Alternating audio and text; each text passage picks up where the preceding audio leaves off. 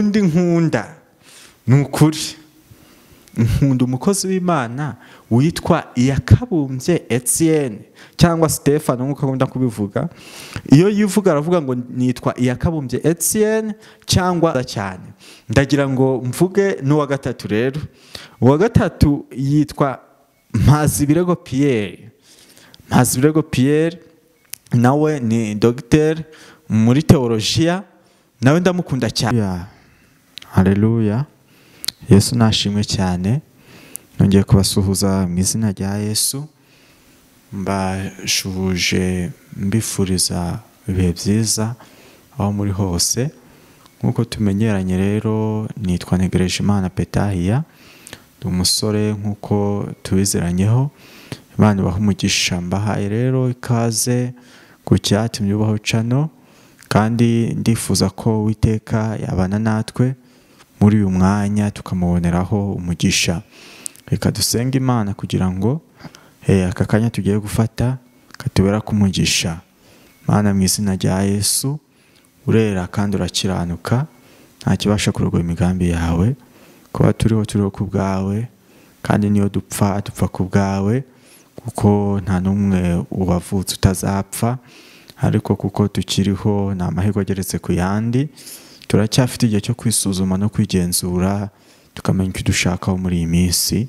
Ndasenze rero ku bw'ubuntu bwawe ngo Umwuka Wera aze muri twe, akubure atwike mu izina rya Yesu. Imyanda yose igenda itubonekamo gatuma izina ryawe ritukwa. Ibyo byose turamaganye kugira ngo ubushake bwawe n'imbaraga zawe ukorere hagati muri twe, duhinduke abera nk'uko nawe uri uwera, maze ingeso zacu zirusheho kuba icyitegererezo cyiza, abatubonye batwigireho, kuko Uwiteka nawe ubwawe ndetse na Kristo umwana wawe yadusigiye icyitegererezo. Ngaho rero Uwiteka aba kumwe natwe, kandi atufashe katubera kumugisha, yuko ushaka Umwuka uraganze mu izina rya Yesu. Amen. Amen. Yego. Nari mvuze ngo tugiye noneho kuganira ijambo ry'Imana, ariko turariganira nyine mu kanya gatoya nk'uko dusanzwe tuganira.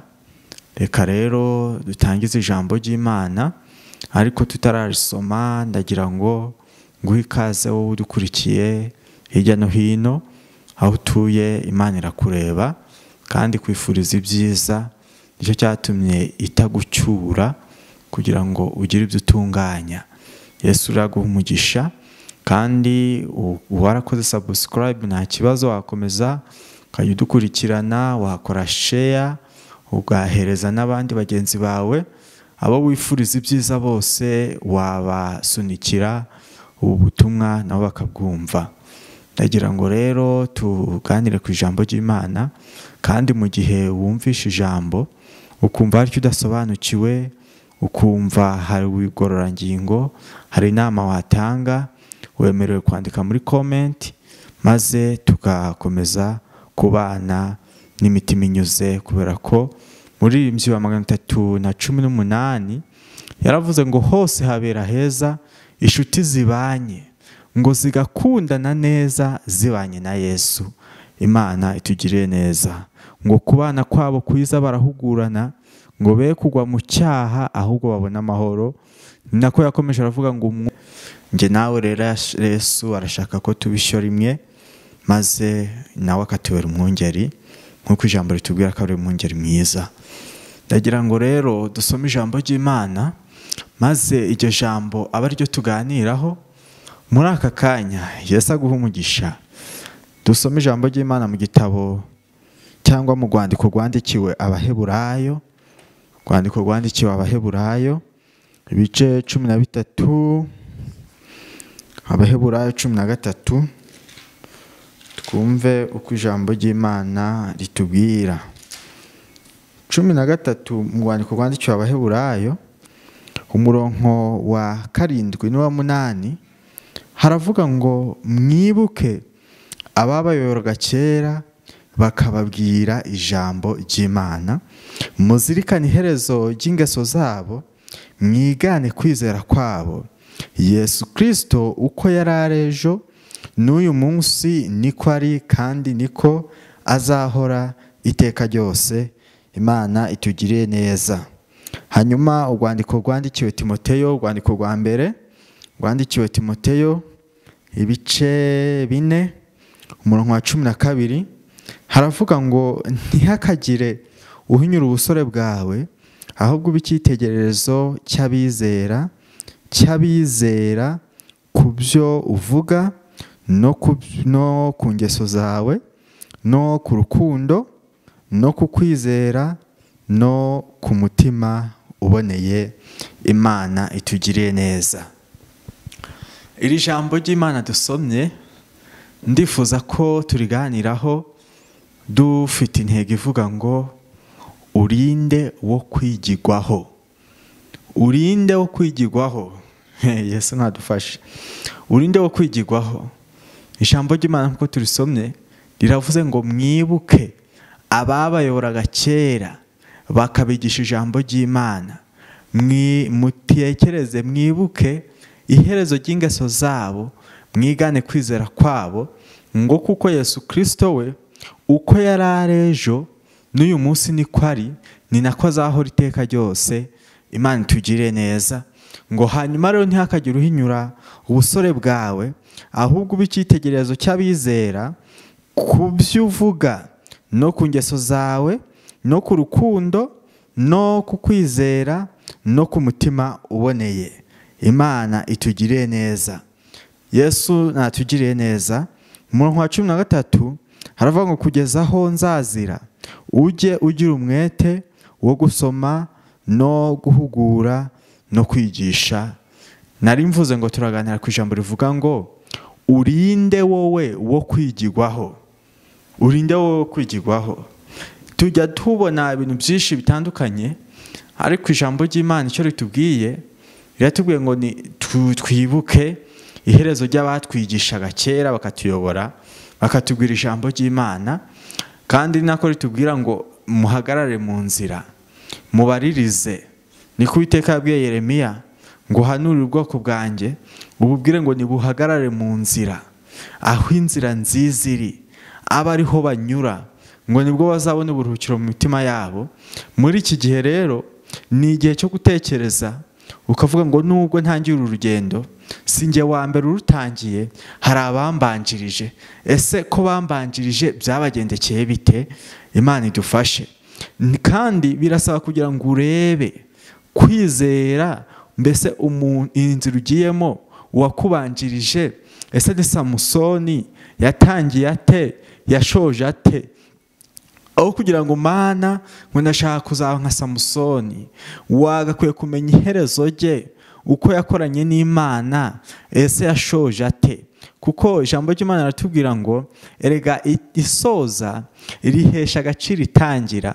Gusoza neza, waba waratangiye nabi, waba waratangiye neza, ariko ugasoza neza, nibyo bigira agaciro imbere y'Imana. Naho gusoza nabi, naho waba warakoze ibintu bikomeye cyane ariko ugasoza nabi, ni ikibazo gikomeye. Kuko Uwiteka yavuze mu kanwa ka Ezekiyeli, aravuga ngo naho umuntu yaba yarakiranutse ariko nyuma agakiranirwa, ngo gukiranuka kwe ntikuzibukwa, ngo ahubwo azahembwa ihwanye no gukiranirwa kwe, kuko yakiranutse agasoza gukiranirwa. Ngo ariko umunyabyaha nahindukira akava mu nzira ye mbi, ni ukuri azabaho ntabwo azapfa, kandi ngo ibyo yakiraniwemo byose bizibagirana, hitwe ku iherezo rye. Imana idufashe cyane. Turi ku ijambo rivuga ngo wowe urinde wo kwigirwaho. Ku ijambo ritubwiye ngo ntihakagire uhinyura ubusore bwawe, ngo ahubwo ube icyitegererezo mu byo uvuga. Imana ishimwe. Amagambo uvuga akubera icyitegererezo. Umuntu wese ukumvise ajya avuga ati cyama Mana nkavuga nka runaka. Umuntu wese ukumvise ajya avuga ngo icyampa nanjye ukampa guca bugufi nka runaka. Turabizi neza ko ijambo ry'Imana tubwira mu Efeso ibice 5 ngo nuko mwigana Imana nk'abana bakundwa, kandi mugendere mu rukundo, ngo kuko Imana yadukunze. Haleluya. Mwigana Imana nk'abana bakundwa. Yesu nashimwe. Ni nako ritubwira ngo kuko Imana yakunze abari mu isi cyane byatumye itanga umwana wayo w'ikinege kugira ngo umwizera wese atarimbuka ahubwo ahabwe ubugingo buhoraho. Icyo nari ngambiriye ni urukundo Imana yakunze umwana w'umuntu kugeza ubwo irugaragarisha gutanga, kurekura. Umuntu rero agakunda Imana ariko akagira n'icyo arekura kigaragaza urukundo Imana imukunda. Watanga umwanya wawe mu cyimbo cyo kujya guhinga mu murima wawe ukicarana n'Imana mukaganira. Watanga mu butunzi ufite ugakora umurimo w'Imana ugafasha bagenzi bawe kugira ngo ugaragaze urukundo ukunda Imana. Yesu nashimwe. Hanyuma rero iri jambo riravuze ngo ube icyitegererezo cy'imirimo myiza. Yesu nadufashe cyane. Njyewe rero muri buno buzima mbamo mfite abantu ufata w'icyitegererezo. Pawulo niwe wandikiye Abatesalonike aravuga ngo mundebereho mufate w'icyitegererezo ngo kandi arangije abwira Timoteyo ngo ibyo wanyumvanye aba ari byo ubwira n'abandi. Hari abo yandikiye arababwira ngo mugere ikirenge mu cyanjye nk'uko nanjye nkigera muri Kristo, nkigera mu cya Kristo. Birakwiriye rero ko umenya ngo mbese ibyo nkora ninde wanyigiraho. Ibyo nkora hariya ko ndi umusore, hari umusore mugenzi wanjye wakwifuza ngo reka ngere ikirenge mu cya Petahiya. Ibyo nkora ndi umukobwa, hari umukobwa mugenzi wanjye wavuga ngo icyampa Imana ikampa gukora nk'ibyo runaka akora. Wa mugabo wa mugore we, ahari ibyo ukora, urugo ubamo, urugo wubatse, ninde muturanyi wawe wavuga ngo icyampa Imana ikampa kugira amahoro nk'ayo abaturanyi banjye bafite. Yesu nashimwe. Wa mwana we, ninde mwana muturanye uwo mwigana wakwifuza ko Imana yamuha umutima nk'uwawe, uburyo wumvira ababyeyi, uburyo utabaruka iyo bagutumye, mbese ni icyo ukora ku buryo wakwifuza ko n'abandi bakigiraho. Imana itugiriye neza. Njyewe rero ufite abantu nigiraho muri buno buzima mbamo bwa gikristo, kuko nifuza cyane kuzabana n'Imana, kuko ndabizi neza ko n'ubundi aha kuri iyi si abahamaze imyaka myinshi igera kuri 990 ntabwo baboneyemo ibyo bashakaga byose, ariko nitugera mu ijuru tuzabona ubwiza bw'Imana idapfa. Haleluya. Tuzabona ubwiza bw'Imana idapfa. Ndakwifuriza kuzabanayo nanjye, tukazabana na Yesu umwana w'Imana uzaduhanagura amarira twarize akatwomora inguma. Imana ishimwe cyane. Mfite abantu nigiraho rero. Ntabwo ndi njyenyine muri uru rugendo, sinjye mushya, sinjye wa mbere, sinjye wa nyuma, sinjye mukuru. Mfite abantu nigiraho muri uru rukundwa, kandi mugendere mu rukundo. Umuntu wa mbere nigiraho rero ni Imana, cyangwa mu yandi magambo reka mvuge ngo ni Yesu. Yesu niwe nigiraho wa mbere, kuko ni icyitegererezo cyacu mu kwizera, ni icyitegererezo cyacu mu gusenga, ni icyitegererezo cyacu mu kwihangana, ni icyitegererezo cyacu mu gukora imirimo y'amaboko isanzwe, ni icyitegererezo cyacu mu guca bugufi akoroha cyane, kuko muribuka ko hari aho ageze koza ibirenge by'abigishwa be. Yesu ni icyitegererezo cyacu, niwe wa mbere rero nigiraho. Umva impamvu mugira uwa mbere. Ijambo ryatubwiye ngo Yesu Kristo uko yari ejo n'uyu munsi niko ari, kandi niko azahora iteka ryose, ntahinduka. Imana ishimwe. Birashoboka ko nakwiye kugira umuntu muri rusange sanzwe nzi nkamugira uwa mbere, ariko namaze kugenzura neza sanga ko ibuye fondasiyo igirwa n'amabuye menshi, ariko ibuye basize mu nguni, ni nako ijambo rivuga ngo ibuye abubatsi banze niryo ryahindutse rikomeza ifuruka, ariryo Kristo. Ibuye basize mu nguni, mu mfuruka, niryo rigira agaciro cyane mu gukomera kw'inzu. Imana ishimwe. Niyo mpamvu rero Yesu niwe ngira uwa mbere mu kwigiraho. Imana itugire neza. Ariko ufite n'abandi benshi, ndabafite bagera kuri 5. Wambaza ngo ni bande? Reka mbakubwire rero. Njyewe ufite umuntu nigiraho uwa mbere nigiraho ndajya mbavuga no mu mazina. Uwa mbere nigiraho yitwa Uwambaje Emmanuel. Uwambaje Emmanuel muri iki gihe ni mushumba, ni regional, ayoboye intara, ni regional, ayoboye ururembo rwa Rubavu mu itorero rya ADEPR nihayoboye. Imana idufashe cyane. Uwo mugabo rero ntago ndavuga umusaza kuko ntagashaje cyane. Uwo mugabo, uwo mushumba, uwo mupasiteri, mufataho icyitegererezo mu bintu bigendanye no kwizera, kuko naramubonye ndamukunda.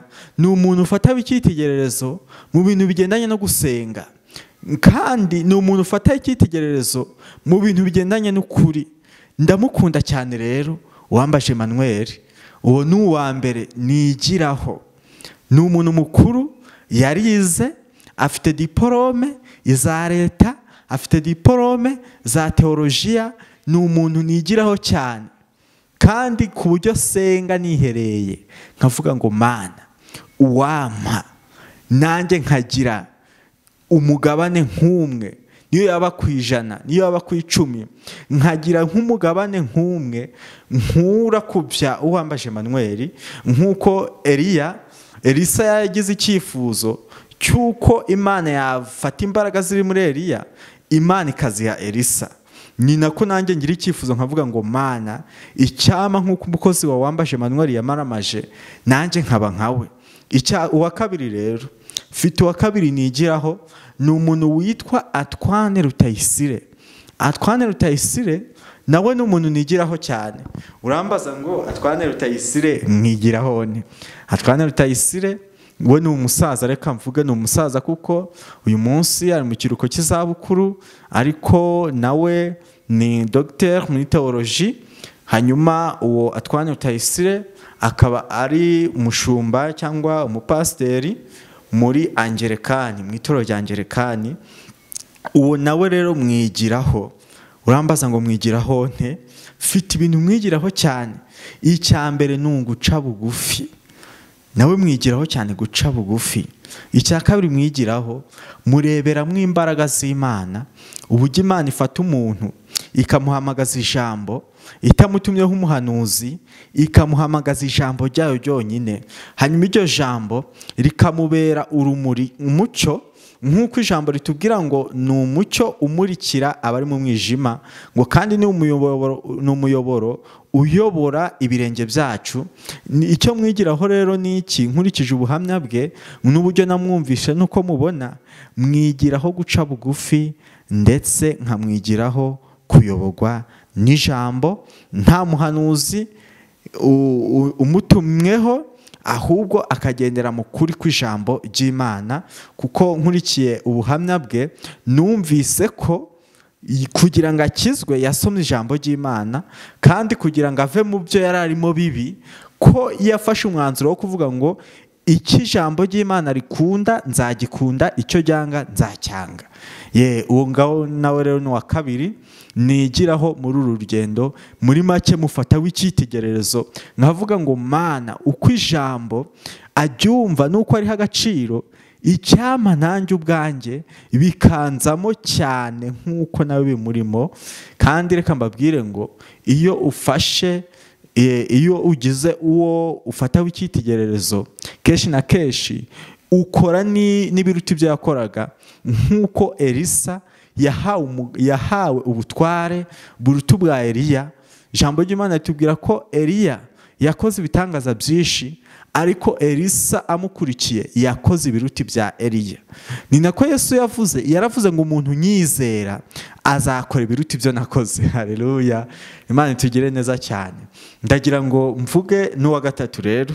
Uwa gatatu yitwa Mpazibirego Pierre. Mpazibirego Pierre nawe ni docteur muri teolojiya. Nawe ndamukunda cyane. Ubu nawe ni umusaza ukuze cyane, ariko ndamukunda. Urambaza ngo mukundira iki?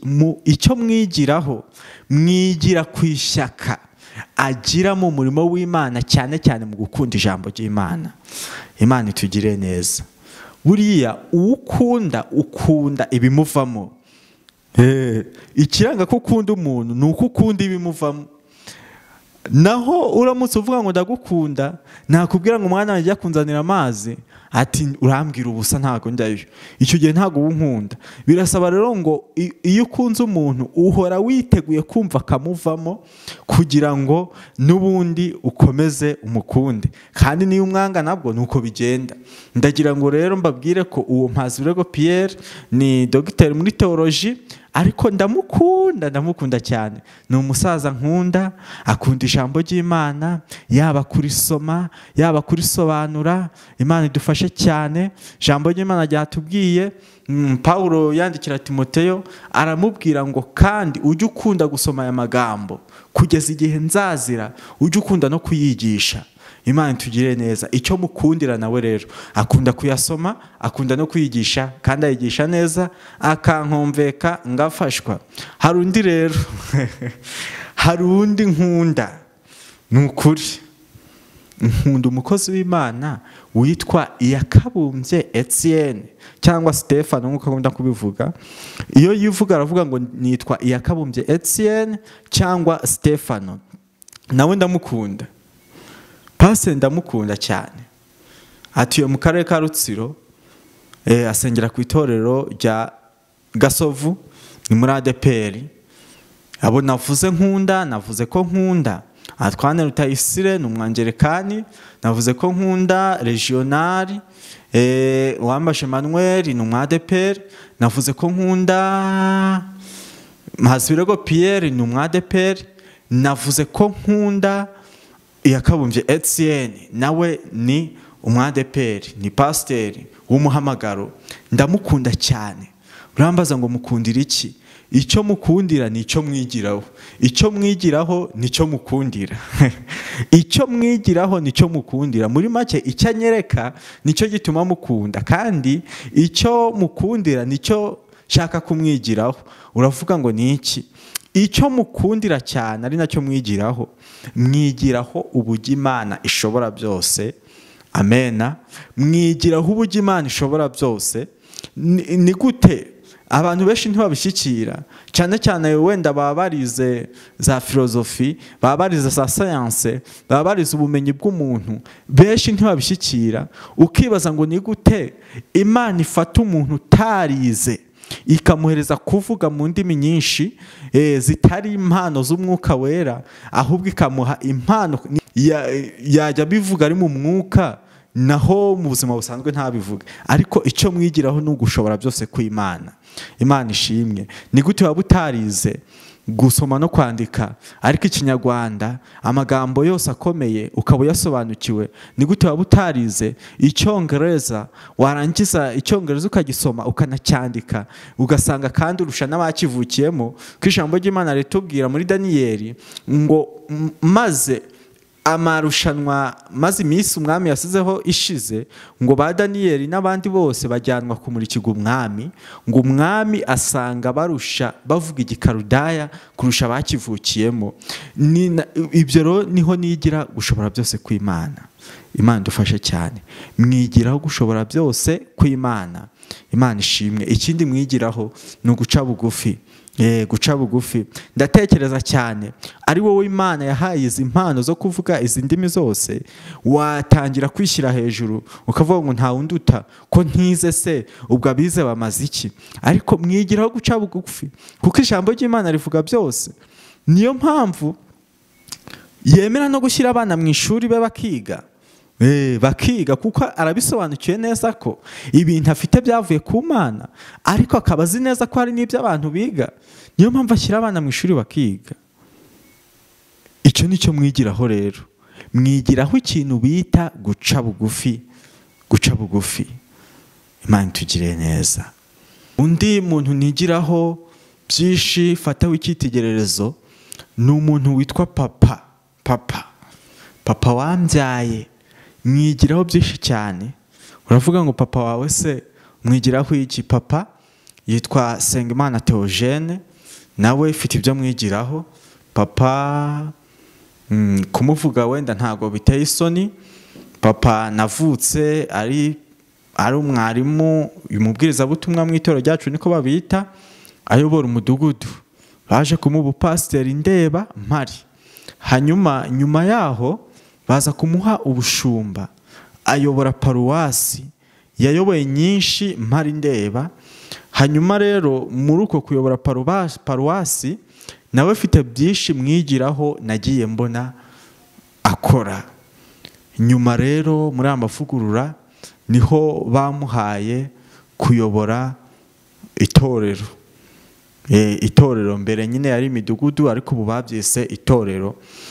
Bamukuye kuri paruwasi bamuha itorero. Ibyo nabyo mu byo yakoze mfite byinshi mwigiraho.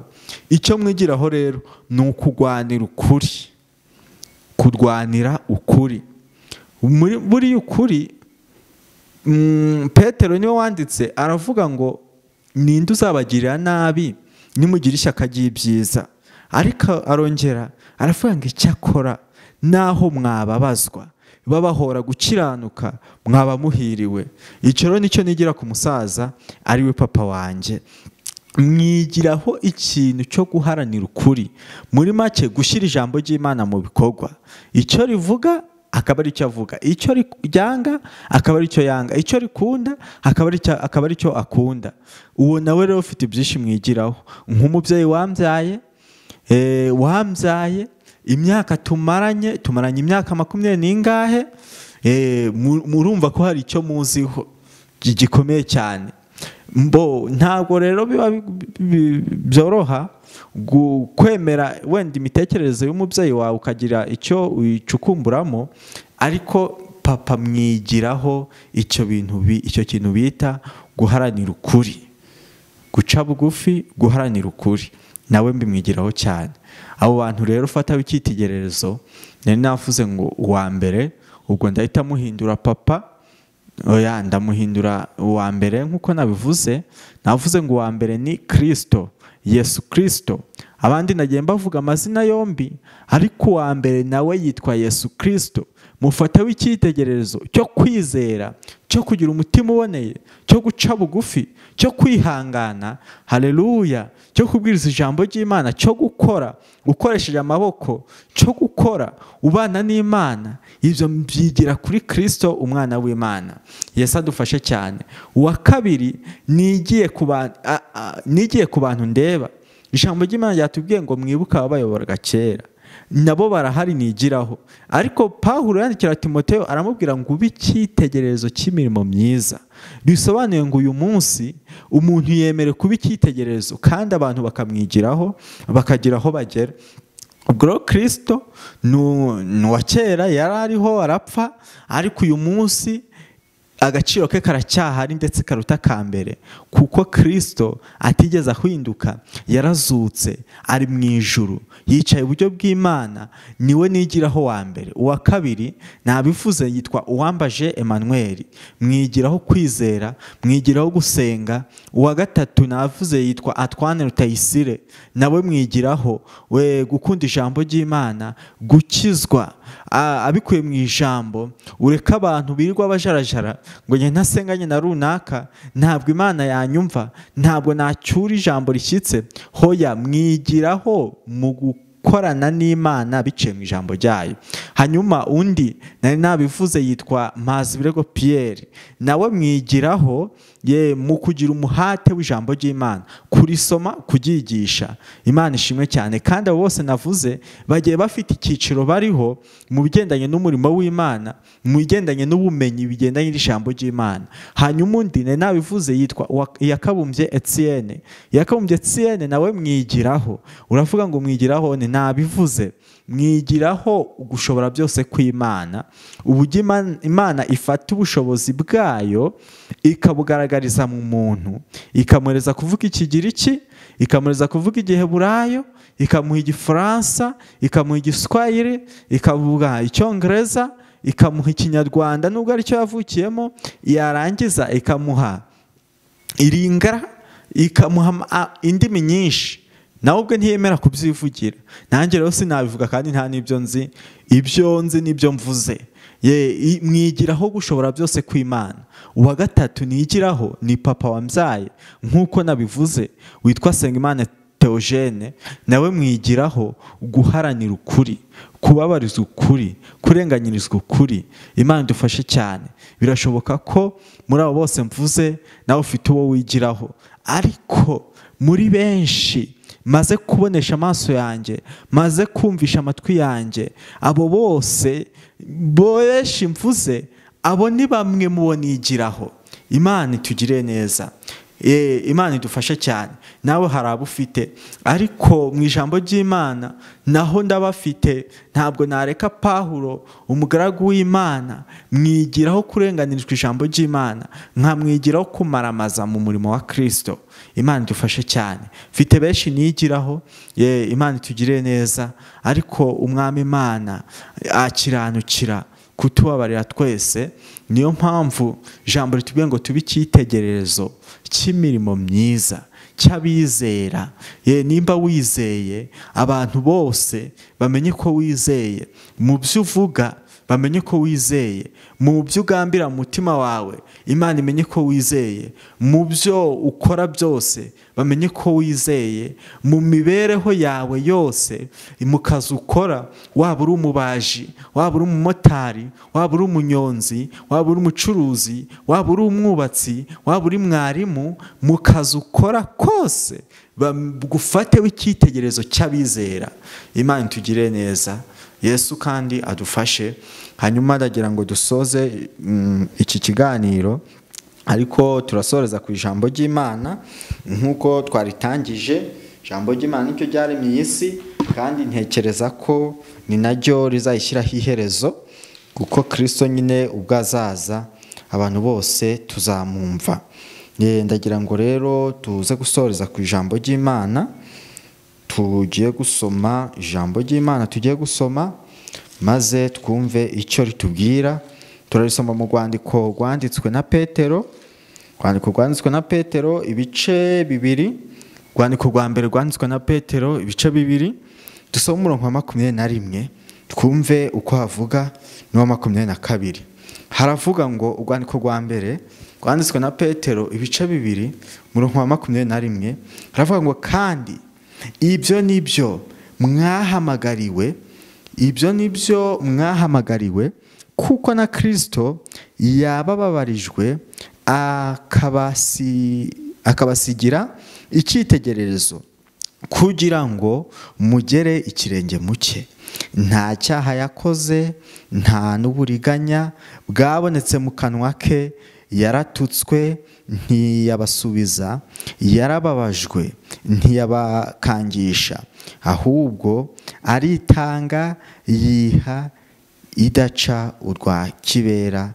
Imana idufashe cyane. yiha idaca urwa kibera.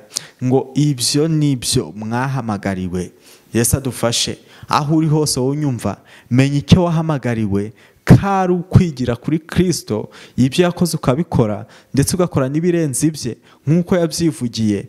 Ariko icyo twahamagariwe ni icyo kwigira kuri Kristo, tukamufataho icyitegererezo. Imana idufashe cyane. Ngo kuko na Kristo yatubabarijwe akadusigira icyitegererezo, birakwiriye ko natwe tugira abo tubabarizwa. Nk'uko ijambo ritubwira ngo nuko mutanga imibiri yanyu ibi bitambo bizima byera kandi bishimwa n'Imana, ngo ariko kuyikorera kwacu gukwiriye. Imana idufashe cyane. Yesu niwe wabivuze. Haravuga ngo umuntu ashaka kunkurikira yiyange, yikorere umusaraba we, ngo nuko ankurikire. Ngo kuko ushaka kurengera ubugingo bwe azabubura, ngo naho utita ku bugingo bwe ku bwa Yesu uwazabubona. Imana idufashe cyane. Tube icyitegererezo rero, kandi twigire kuri Kristo, nk'uko umugaragu w'Imana Pawulo yavuze ngo munyigireho, mugere ikirenge mu cyanjye. Nk'uko nanjye ngera muri Kristo, niko nawe nkwinginga. Uri umuyobozi, uri umuririmbyi, uri umukristo, aho usengera hose, uri umudivantiste, uri umukatolike, uri umupresbyterienne, uri umwadeperi, aho uri hose, ndagira ngo nkubwire ngo fata umwanya utekereze, ugambire mu mutima wawe icyo wakora abantu bakakugira icyitegererezo. Imana ishimwe cyane. nk'uko rero ijambo ritubwiye ngo Kristo yaratubabarijwe adusigira icyitegererezo kugira ngo tugere ikirenge mu cye. Imana ishimwe. Dukwiye kugera ikirenge mu cya Yesu. Tureka abantu birirwa biyemera nta nicyo bakumarira, nta bugingo baguha, ariko nitugera ikirenge mu cya Yesu dufite ubugingo buhoraho muri twe. Ikirenge tuzageramo ni ikihe?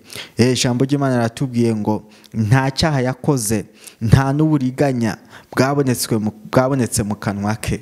Nta cyaha Yesu yakoze, nta n'uburiganya bwabonetse mu kanwa ke. Ijambo ryatubwiye ngo uko yari ariho kera n'uyu munsi niko ari, niko azahora iteka ryose.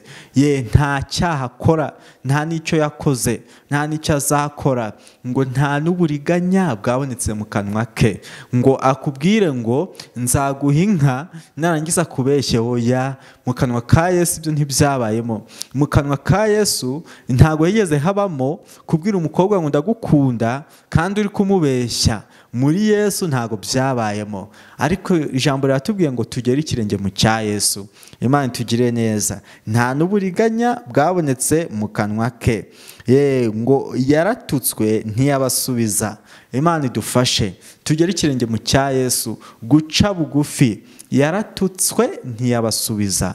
Ahari uyu munsi nawe wahura n'abagutoteza, wahura n'abakurenganya, wahura n'abakubeshyera, wahura n'abagutuka, ariko nugera ikirenge mu cya Yesu ukamufataho icyitegererezo, uzatukwa ariko ntusubize. Niko natangiye mbabwira ngo intego yacu yatubwiye ngo urinde wewe wo kwigirwaho. Imana idufashe cyane. Yaratutswe ntiyabasubiza, yarababajwe ntiyabakangisha. Yarababajwe ntiyabakangisha. Yesu arakomeye cyane. Yarababajwe ntiyabakangisha. Ngo hajya njyewe nguza abantu nyobora, nguzi ko ndi mushumba wa paruwasi, nguzi ko ndi umusirikari, nguzi ko mfite amafaranga, nguzi ko nize. Ibyo mu kanwa ka Yesu oya, ntago byigeze bibamo. Kugeza nubwo Petero yashatse kwica, abigaragarishije guca ugutwi abari baje gufata Yesu, ariko arababwira ngo urugamba turimo ntago rwanishwa inkota z'umubiri, ngo kuko uwicisha inkota nawe azayicishwa. Yaratutswe rero ntiyabasubiza, ababajwe ntiyabakangisha. Fata icyitegererezo kuri Yesu, kandi impamvu nta yindi, ngo yihanganiye umusaraba n'isoni zawo, ngo kuko yararebaga, yarafite andi maso areba ngo akabona ibyishimo byari byamushyizwe imbere, kugeza ubwo uyu munsi yicaranye na Data iburyo bwe ku ntebe y'ubwami. Nawe rero nufata icyitegererezo kuri Yesu uzicaranaho nawe, kandi nk'uko yabivuze, yaravuze ngo unesha, amena, ngazicarana nanjye nk'uko nanjye nanesheje nkicarana na Data. Imana itugirire neza. Yarababajwe ntiyabakangisha, ngo ahubwo aritanga yihidaca urwa kibera. Yesu natugirire neza. Haleluya, haleluya, haleluya. Yesu natugirire neza. Ijambo ry'Imana rifite n'iryo ryo kukubwira ngo urinde wo kwigirwaho. Nkubwiye batandatu nigiraho: Kristo Yesu umwana w'Imana, Mpazibirego Pierre, Atwane Rutayisire, Iyakabumbye Etienne, Uwambaje Emmanuel, Papa Sengimana Theogene. Abo nibo nigiraho, ariko wa mbere ni Kristo, kuko niwe udahinduka. Abo bose bashobora guhinduka rimwe na rimwe, ariko si cyo cyifuzo mbafiteho, kandi nabo si cyo cyifuzo bafite. Ariko biramutse bibaye, njyewe Kristo niwe buye riri muri fondasiyo, kandi iyo fondasiyo iryo buye nariteretse mu nguni, kugira ngo aho ngaho mu mfuruka z'inzu yanjye aba ariho Kristo afata. Niwe nigiraho cyane wa mbere, abandi baza bamukurikiye. Ariko nawe ufite abo wigiraho. Nimba nta nabo ufite, bashake. Menye ko muri uru rugendo utari mushya, atari we mukuru, utari uwa mbere, utari n'uwa nyuma. Bashake, kuko nawe bizatuma hagira uvuga ngo cyama nkigira kuri runaka. Urumva ko Elisa yigiye kuri Eliya, siko bimeze se? Elisa yigiye kuri Eliya, abigishwa ba Yesu bigira kuri Yesu, Timoteyo yigira kuri Pawulo, ndetse n'abandi bakristo bose. Natwe rero tugira icyitegererezo cy'imirimo myiza, maze muzo tuvuga no muzo dukora, Yesu azahabwa icyubahiro. maze tuzabaneho nawe ubwo azaza kujyana itorero rye ryera. Yesu abahe umugisha. Reka dusenge. Data nyir'ijuru n'isi, urera kandi urakiranuka, mu byo ukora byose nta na kimwe kibasha kuhakana gukiranuka kwawe. Wadukoreye byinshi tubibonesha amaso, turacyakomeje kubibona kuko uri Imana itatureka. Ndaguhenda inzira ngo we kumwe natwe, Mwuka wera dushyigikire, tubonere kugira neza imbere y'amaso yawe. Ijambo ryawe tukuganiye rivuga ngo urinde wo kwigirwaho, turasenze ngo rigire imbaraga muri twe. Umuntu wese asigarana umukoro wo gushaka icyo yakora kugira ngo yigirweho. Abantu bose Mwami Imana yacu barusheho kumenya ukuri biciye mu byo dukora byose, kuko wavuze ngo nidukundana nibwo abantu bazatumenyeraho ko turi abigishwa bawe. Dufashe rero tugere ikirenge cya Kristo, wababajwe ntihagire abakangisha, watutswe ntihagire abasubiza, mu kanwa ke ntihabonetsemo uburiganya. Imana idufashe cyane, ahubwo aritanga yihidacwa kibera. Natwe be nkuko, haleluya, mitima yacu inyugwe nuko turi, maze twizere Kristo umwana w'Imana, tuzabaneho nawe bwazaza. Yesu adufashe cyane. Senze nyo ndiringiye izina rye, kubwa Data twese n'Umwana n'Umwuka wera. Amen. Amen.